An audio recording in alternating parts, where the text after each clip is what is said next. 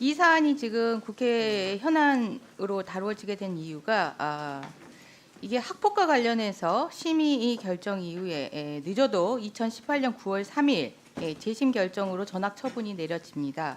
그런데 그로부터 6개월 동안 이 전학 조치가 이행되지 않는 미이행 상태가 지속이 되고요.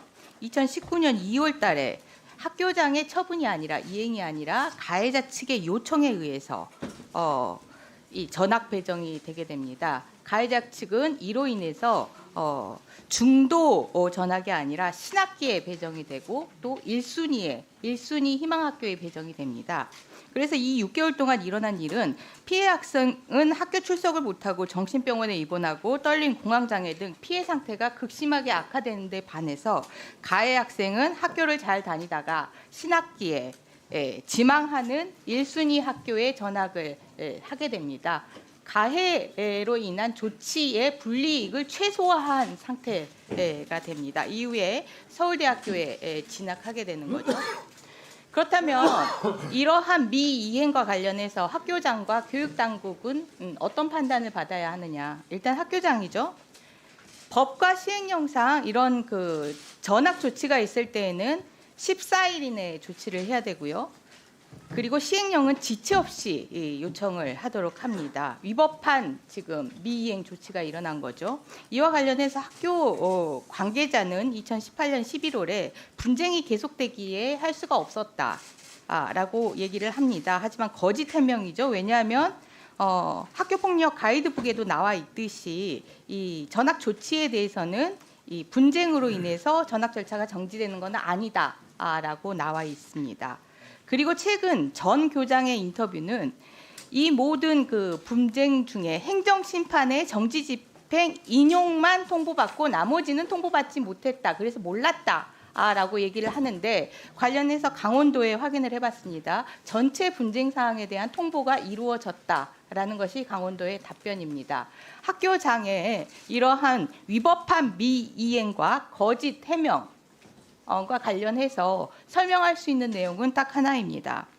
학교 분쟁과 관련해서는 이 가해자 측의 민원이 강하죠. 민원에 취약한 것이 학교의 현실입니다. 더더군다나 가해자의 부의 사회적 신분과 사회적 영향력이 강합니다. 사회적 신분은 중앙지검 검사였고요. 사회적 영향력은 말할 필요도 없이 강합니다. 이 두 가지가 결합이 돼서 학교장이 위법한 미이행 조치를 했다라고 판단할 수밖에 없는데 그것이 아니었다라고 간단하게 답변할 수 있습니까?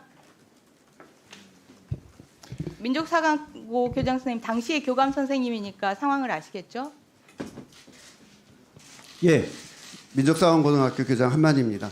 먼저 일어나면 안 되는 이런 일들이 저희 학교에서 일어난 점에 대해서 사족 빼시고요. 예. 제가 거짓 해명이라고 했는데 거짓 해명이 아니라고. 예, 거짓 해명은 아닙니다. 뭐가 아닙니까? 그 7월 3일에 강원도 폭력대책 집행정지 인용 결정이 있었기 때문에 그랬다라고 했죠. 근데 그 이후에 그 이후에 9월에 1심에서 집행정지 신청이 기각이 됐고 그리고 그 이후에 12월에 행정심판도 역시 기각이 됐습니다. 그게 예. 거짓 해명이 아니라고 하려면 최소한 이때 이후로 14일 이내에 관련된 조치가 있었어야 되는데 여전히 없었습니다. 그러니까 중요한 것은 그 결과를 문서를 받지 못했습니다. 통보도 받지 못했고요. 중요한 것은 강원도에서 통보했다라고 확인했다라는 사실이고요. 그렇다라고 한다면 교육부 장관님, 네. 예, 지금 확인된 사실에 의하면 학교장의 미이행 조치가 위법인 거고 그 위법에 변명할 만한 그런 상황이 없는 것으로 확인이 되고 있는데 이와 관련해서 감사 등을 통해서 사실관계를 확인해봐야 되지 않겠습니까? 제가 보고받기로는 지금 위법 사항은 없었던 걸로 지금 위법 보고를 사항이 왜 받았는데요. 없습니까? 법에 우리 저 14일 이내에 담당자가- 조치하고 지체 없이 요청하도록 되어 있는데 네, 담당자가 좀 답변하도록 좀 양해해 주시기 바랍니다. 오승근 실장님. 잠시만 시간 멈춰주세요. 네, 책임교육정책실장 오승걸입니다.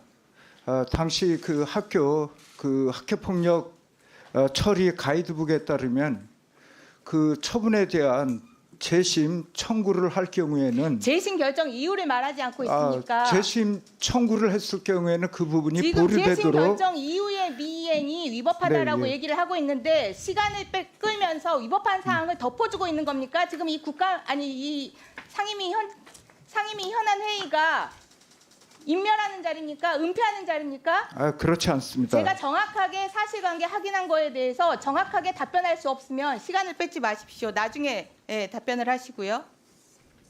그리고 사실관계 확인과 관련해서 반포 고등학교 선생님, 교장 선생님, 이 사안과 관련해서 삭제 관련한 부분이요. 전담기구 심의를 거쳐서 PT 가장 뒤쪽으로 넘겨주세요.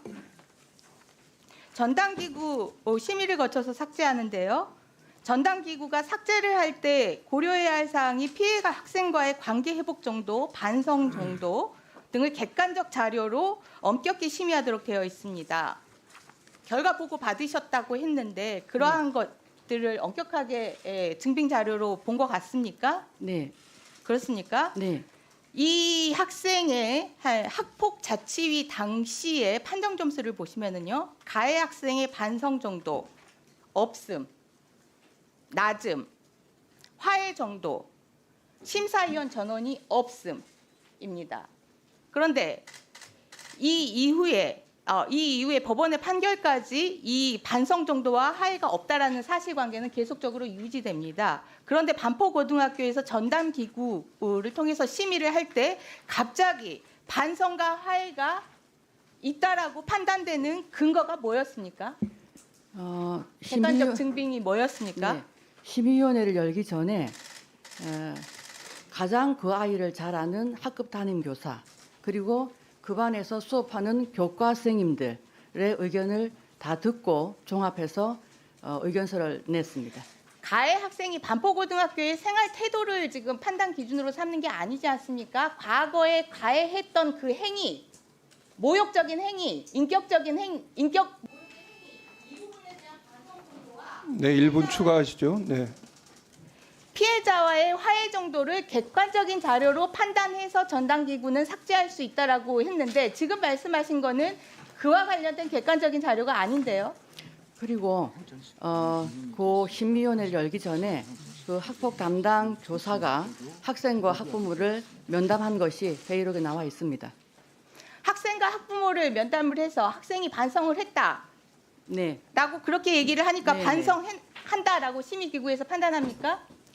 일단 심의기구에서는 만장일치로 삭제를 그러니까 결정을 그 했습니다. 객관적 자료가 뭔지, 뭘 보고 교장 선생님은 납득을 하셨는지, 그리고 지금까지 설명에 의하더라도 피해자와의 화해 정도는 전혀 나와 있지 않습니다.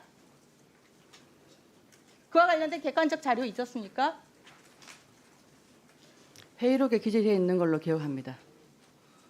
보셨다면서요. 네, 어떻게 되었습니까? 피해자와의 화해를 했다라고 가해자가 반성을 하고 있고 앞으로 그런 일이 없도록 하겠다는 그런 내용이 있습니다.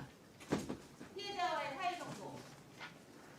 판정 당시에 8명 전원이 화해 가능성이 없다라고 판단했는데 전담기구 심의 당시에는 어떤 객관적인 자료로 그 부분을 판단을 하신 겁니까?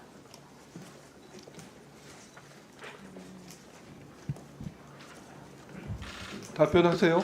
네, 지금 찾고 있습니다. 그 회의록에 기재되어 있는 것 같다고 지금 말씀하셨잖아요. 네네. 화해 정도에 대해서 어떻게? 회의록은 제가 공개를 못 하고요. 네? 그 회의록은 공개를 못 하고요.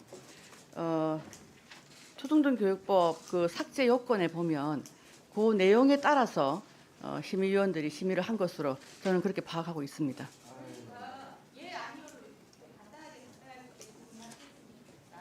반성과 화해에 대한 객관적인 자료가 있었습니까? 회의록에 들어 있습니다. 네. 아, 회의록은 그 심의를 하는 가장 중요한 내용인데요. 위원들이 서로 자료를 보고 우리가 회의를 해보니까 이건 어떻게 판단된다라고 접혀진 자료고 그 회의를 하기 위해서 제출된 객관적인 자료, 반성과 화해에 대한 객관적인 자료가 있었느냐 이 말입니다. 저는 있었다고 봤습니다. 예. 회의록에. 있었다고 봤는데 그 자료는 국회에 못 줍니까? 학생과 학부모의 아니 동의가 우리가 지금 있으면 어떻게 학생과- 교장 선생 말씀을 믿을 수가 있어요? 저도 답답합니다. 학생과 학부모의 동의가 있으면 공개를 하겠습니다. 아 참네. 있었다라고 답변을 하셨는데요. 네. 예, 다시 한번 확인할 기회를 드리겠습니다. 회의록을 통해서 다시 한번 그 자료가 있었는지 확인해 회의록- 주시고요. 네. 예, 그리고 있었다라고 한다면 오후에 이게 가능할지 모르겠지만 증인 선서를 하게 하고 답변을 하게 하는 게 어떤지 제안드립니다. 뭐 그건 저